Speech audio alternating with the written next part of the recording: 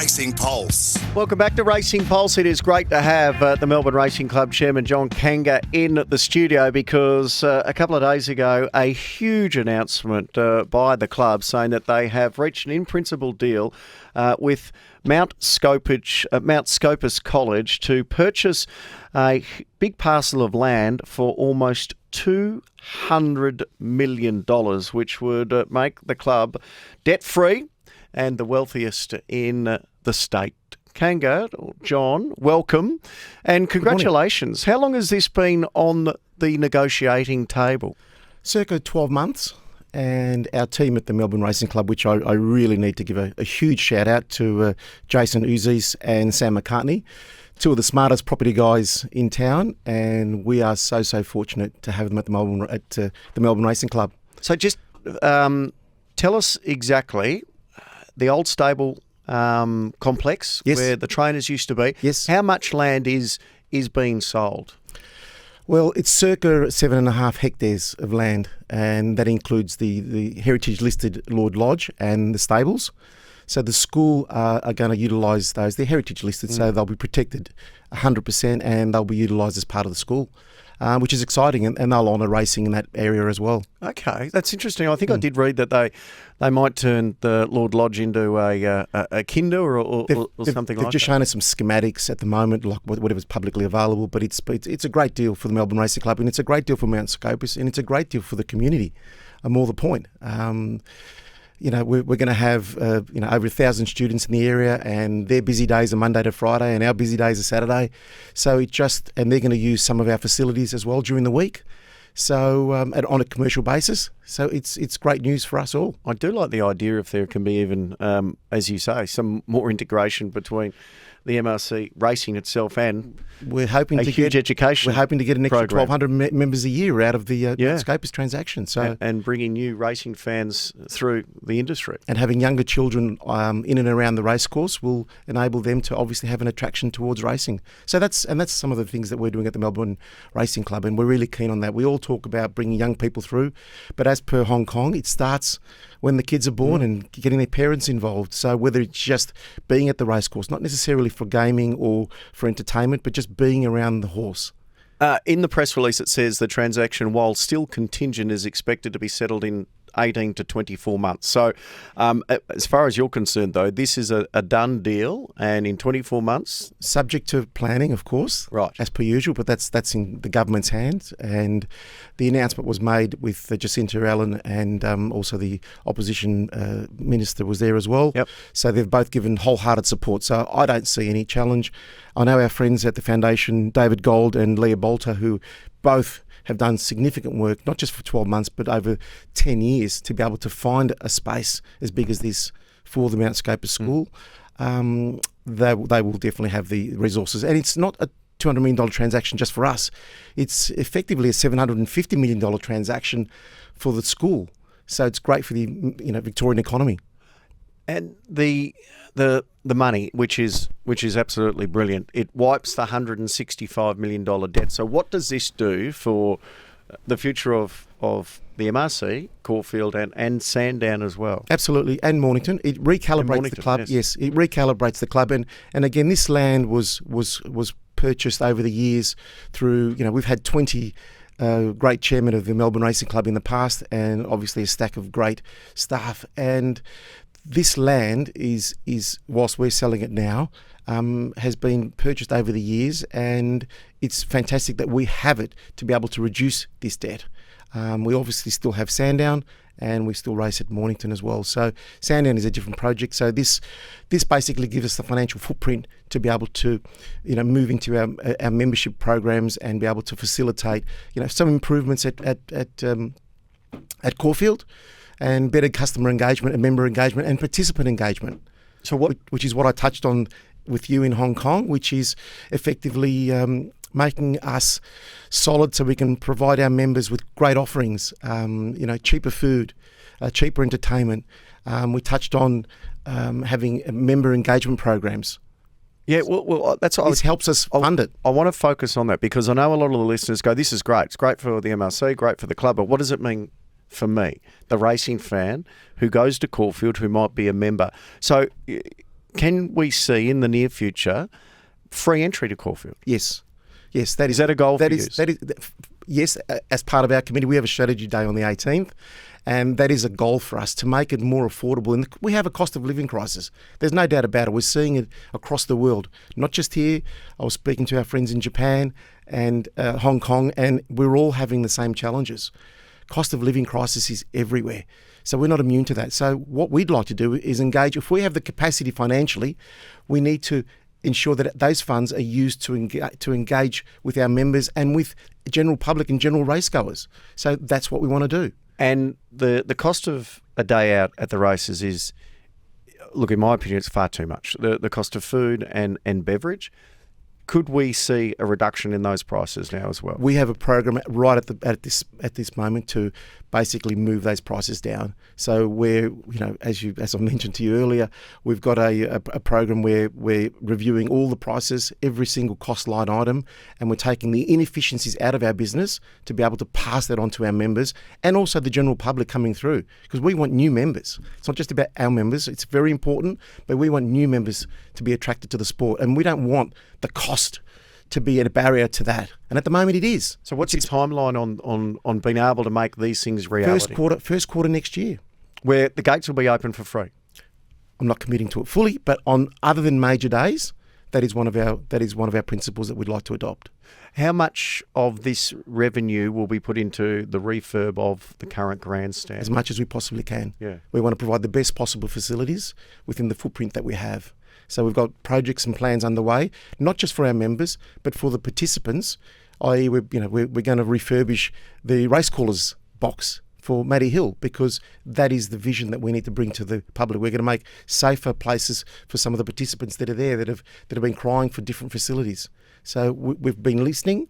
We've got a list of things to do, and we are pushing through. We've got a meeting every Friday with our property team, and every week we're just achieving. The small baby steps, but funding is a big issue for all clubs.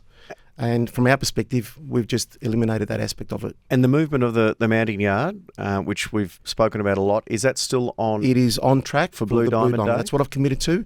And then we have another project in place for a bigger and better mounting yard. But the whole Caulfield Racecourse is under heritage constraints, so we need to go through those planning processes.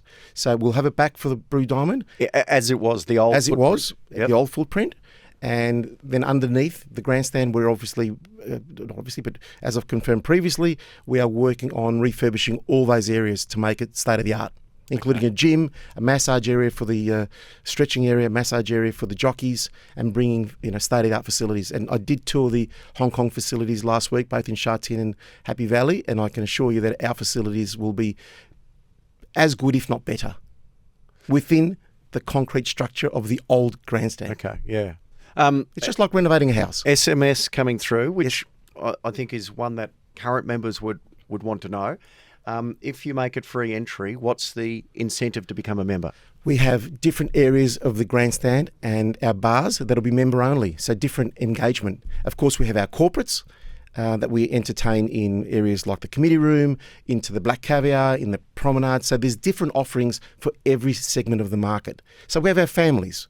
We have our general admission areas, we have our membership areas. So there's going to be a different offering. It's not going to be a free-for-all for everybody. Yeah. So, we're going to encourage people to come through the doors, trial it, see whether you're happy with it, love the excitement, love the passion, love the horse, love the entertainment, love the fashion, and then progress to membership. Membership's only $300 odd. And last week in our Black Friday special, it was only $100. Okay. So we're not making it expensive to be a member. Mm. And if they ring or text Kanga, I'll make sure they get the most economic deal possible. And a few more SMSs asking about how much of this money will be spent on upgrading Sandown, because Sandown, as you've repeatedly said, is not going anywhere. Is not going anywhere. We are committed, and our board has had that meeting, so we've mandated it. Our members have been advised that Sandown will be maintained for racing. We have allocated around $450 million worth of excess land not to be used for racing, or that isn't being used for racing at the moment. Car parks, some scrappy areas down the back corners that none of us have ever been to. So to sell those parts off? Develop, primarily and to sell. So what we want to do is, rather than just sell as a one-off, have ongoing income coming from there. So using some of that land to sell, yes, and then develop our own processes, and whether it be a shopping centre, or whether it be a school, whether it be some community housing, we want to be able to have consistent income coming through. So at the moment, from our gaming venues, we have $30 to $35 million worth of profit coming through, which sustains the club. And thank God for people like Mike Simons, one of our previous chairs, who developed that program, and that saved the club effectively. So we want to have another 30 to 35 million in other income coming through, which then safeguards our racing footprint. So even if we break in, because most clubs, as you will know, all around the world, lose money. So what we need to find is a good balance between what it means to race and whether it's sustainable, and obviously other areas of income that we can supplement that. And our club, we're blessed. We're blessed at the Melbourne Racing Club because we have this land that our forefathers actually developed. It's not mine. It's the club assets that we're utilising to be able to future-proof the club. And is there then like a time where we'll get the facilities improved at Sandown? 100%, yes. Yes, that is on our plan as well. So it's not just Caulfield, but we're also going to spend some money at Mornington, because Mornington is one of our, a beautiful country track, and we're racing there today. So we love Mornington. We love what it represents. It's part of the Melbourne Racing Club, and it's just a different track. And with Sandown's future consolidated, especially with this wiping of the current club debt, yes, does that mean that race meetings like the Zipping Classic and some other features will That's go our to intention. Sandown? Yes, that is our intention. I've made it very clear, and that is our intention, absolutely. And there's no reason why it shouldn't happen. Yep. Less on the Heath in the future, more at Sandown. That is correct. Sandown's a Group 1 track, and it has been in the past, and we're going to spend the money to upgrade the facilities accordingly. And remember, we're not going to have the 30,000 plus crowd there. At Caulfield, we have our normal Saturdays that we get 7,000 to 8,000 people. So we're not talking about carnival days. So there's a difference in the product being carnival, and difference in product with regards to a midweek and then a Saturday meeting. Yep. And we can't have the same offering. We're not going to have all the restaurants open on a Wednesday as we would have on a Saturday, because it's not economic. Yep. Days like tomorrow, as an example, at the Heath, we may get 1,000 people there because we have owners coming and going. It's a work day. So we all need to be realistic and not have ridiculous expectations with regards to what it means to be a Melbourne Racing Club member, or a VRC member, or a Moonee Valley Club member. Membership has changed over the years. So some of the things that we're doing is getting back to basics and being transparent with our members, being transparent with the industry. You're not going to hear, and as you haven't over the last couple of months, you haven't heard just lingo that people don't understand. It's very basic. We want the people, our members, to enjoy the facilities at Caulfield, Sandown and Mornington. We want them, new members, to come back to engage with racing. I've spoken about this publicly quite a few times, and an SMS says, what about we have one membership for all three clubs? Are you pushing for that? It's a great idea. It's a great idea. Now, the Melbourne Racing Club's working collaboratively with both other metropolitan clubs and Racing Victoria. So there's lots of ideas that Do you think it could work? Is there a way that you could have the VRC and Moonee Valley on board with an umbrella membership? Everything can work. It's just the appetite to make it work and the logistics of it.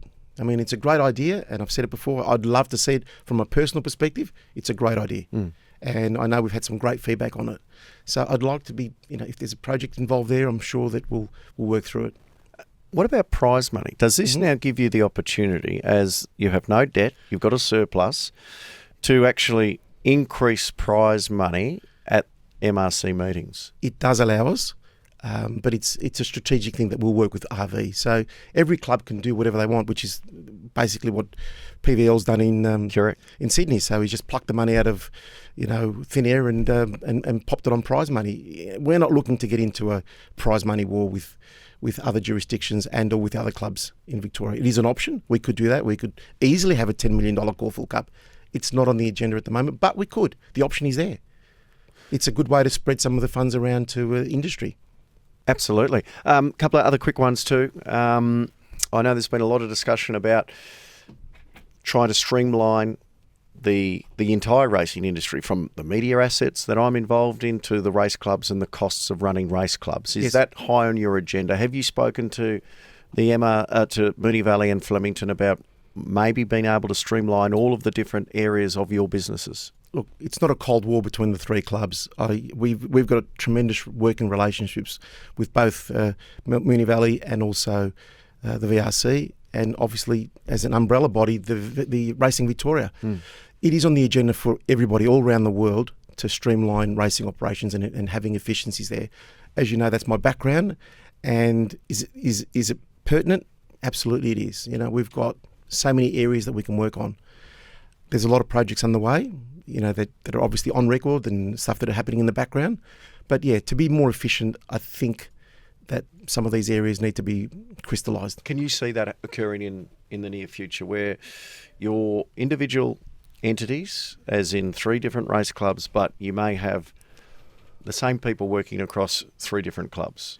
It's happening all around the world, so it's probably logical. But again, at the moment there's 3 different entities, and they've got 3 different constitutions, and there's 3 different leadership teams, and there's 3 different boards.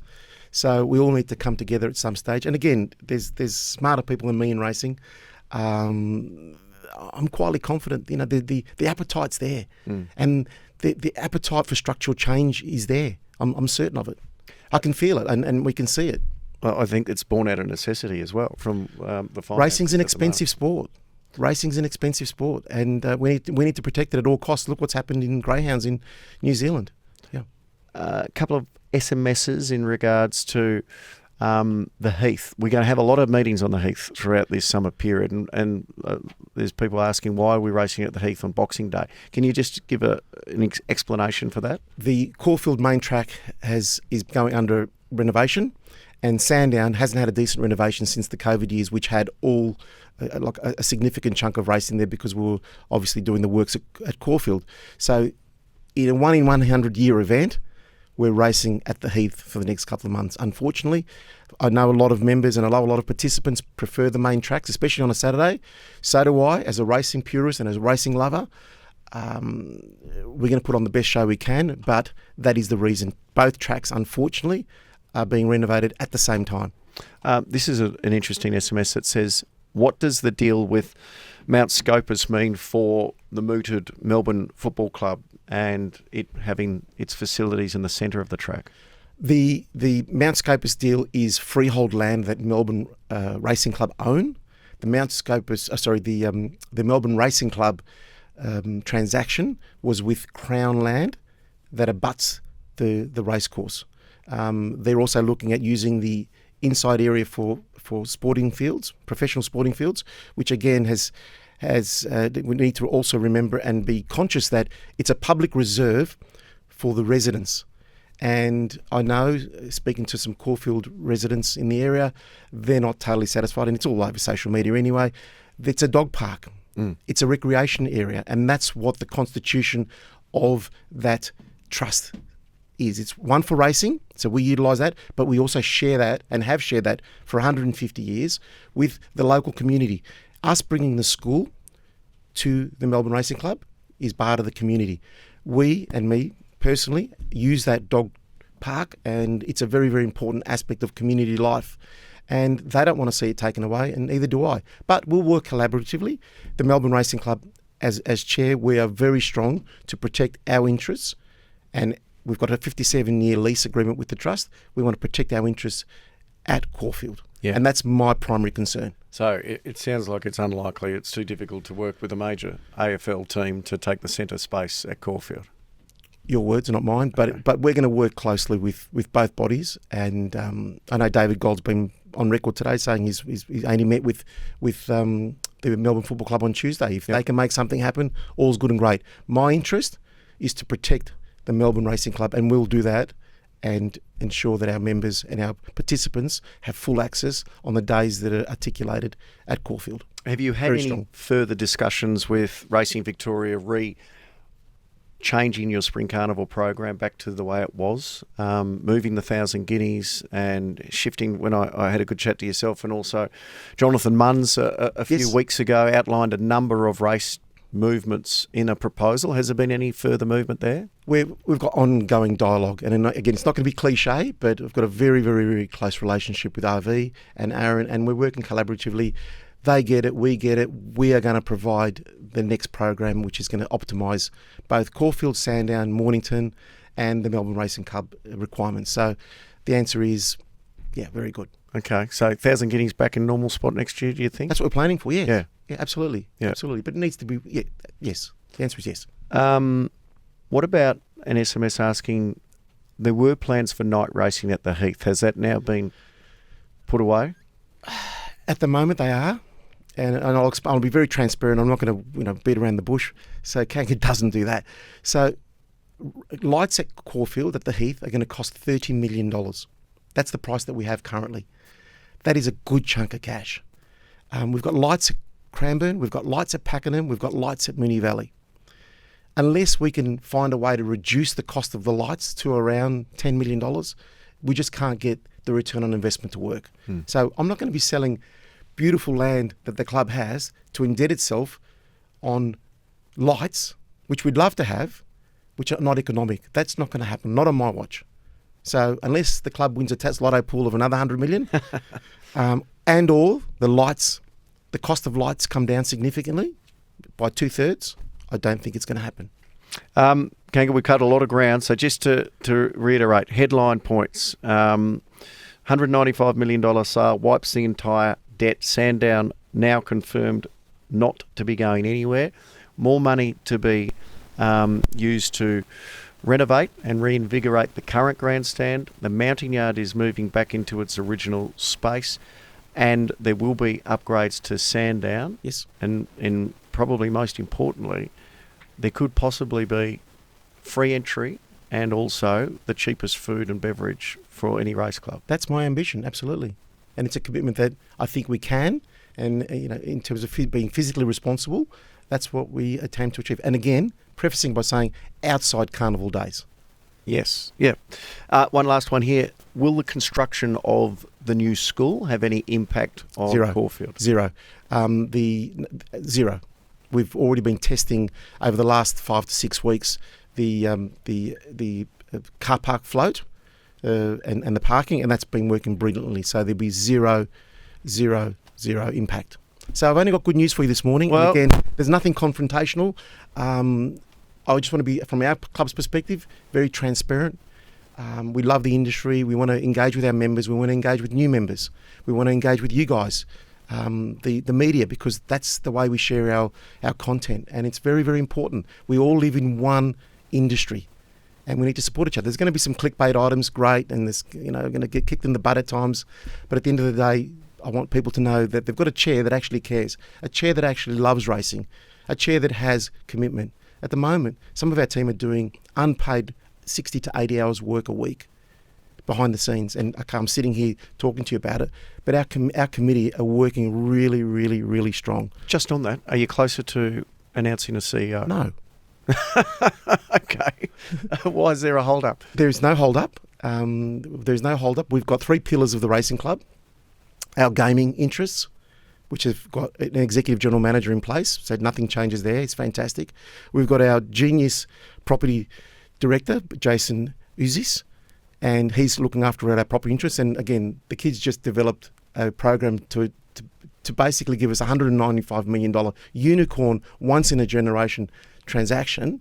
And then we've got our racing footprint, which effectively I'm overseeing as well with our current team.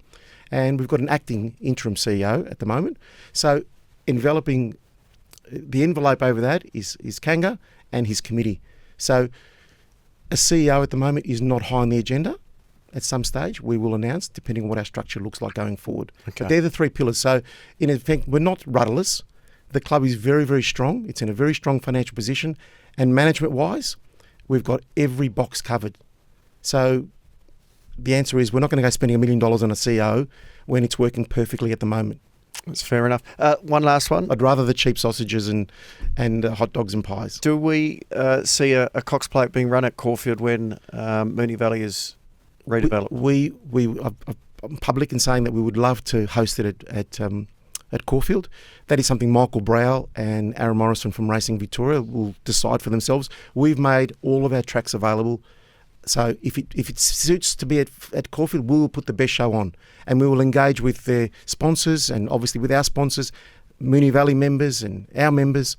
And again, it's not a political play ball thing. It's a very, very, very important event for racing and for the whole of Victoria, tourism as well.